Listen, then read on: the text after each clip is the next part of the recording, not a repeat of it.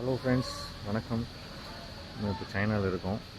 காலையில் 8 மணிக்கு எழுந்திரிச்சு வேணுங்கிற வெஜிடபிள்ஸ் முட்டை எல்லாம் வாங்கியாச்சு. நம்ம இங்கேருந்து அப்பார்ட்மெண்ட் போகணும். இந்த அப்பார்ட்மெண்ட் போகிறதுக்கு நம்ம இப்போது இங்கே இருக்கிற பைக் ஒன்று யூஸ் பண்ணலாம். நாங்கள் எப்படி யூஸ் பண்ணுறதுன்னு பார்ப்போம். இருக்கிற எல்லா பப்ளிக் ஏரியாஸ்லேயும் இந்த மாதிரி பைக்ஸ் நிறுத்தி வச்சுருப்பாங்க. இதில் பார்த்தோம்னா இதில் நிறைய கம்பெனிஸ் இருக்கும். இது ஒரு டிடி அப்படிங்கிற சொல்கிற கம்பெனி. இதில் பார்த்தோம்னா முன்னாடி ஒரு கியூஆர் கோடு இருக்கும். இந்த கியூஆர் கோடை ஸ்கேன் பண்ணி அன்லாக் பண்ணணும். அன்லாக் பண்ணிவிட்டு ஒரு அரை மணி நேரத்துக்கு ஒரு 1.5 RMB, அதாவது 20 ரூபா அப்படிங்கிற மாதிரி நம்ம பே பண்ணுற மாதிரி இருக்கும். யூசேஜுக்கு தகுந்த மாதிரி இது ஆட்டோமேட்டிக்காக சார்ஜ் பண்ணும். அப்புறம் இதில் பார்த்தீங்கன்னா அதில் ஒரு ஃபியூச்சர் என்னென்னா, ஒரு ஹோல்டர் கொடுத்துருக்காங்க. இதில் நம்ம மொபைலை ஃபிட் பண்ணிக்கலாம். ஓகே, இப்போ இந்த பைக்கை அன்லாக் ஆகிடுச்சு. இதில் பார்த்தோன்னா முன்னாடி ஒரு ஹெல்மெட் கொடுத்துருப்பாங்க. அது ஹெல்மெட் யூஸ் பண்ணணும்.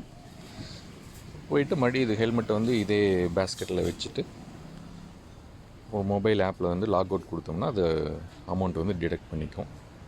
ஸோ இங்கே முன்னாடி பார்க்கலாம், இது லாக்டு ஸ்டேட்டில் இருக்கா இல்லை அன்லாக்டு ஸ்டேட்டில் இருக்கா என்ன அப்படிங்கிறது.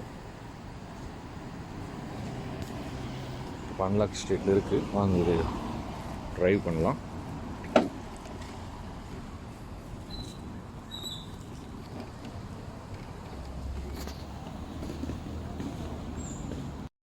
இங்கே டூ வீலருக்குன்னு தனி ரோடு இருக்கும். இங்கே பார்த்தீங்கன்னா தெரியும். சென்ட்ரலில் இருக்கிறது கார் போகிறதுக்கு, அடுத்து டூ வீலர்ஸ் போகிறதுக்கு, அடுத்து நடக்கிறதுக்கு அப்படின்னு தனித்தனி ரோட்ஸ் இருக்குது.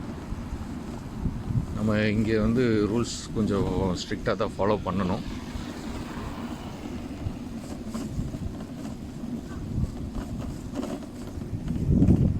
ஸோ பார்த்திங்கன்னா நம்மளோட அப்பார்ட்மெண்ட்டுக்கு வந்துவிட்டோம். இப்போ நம்ம பைக்கை விடணும்.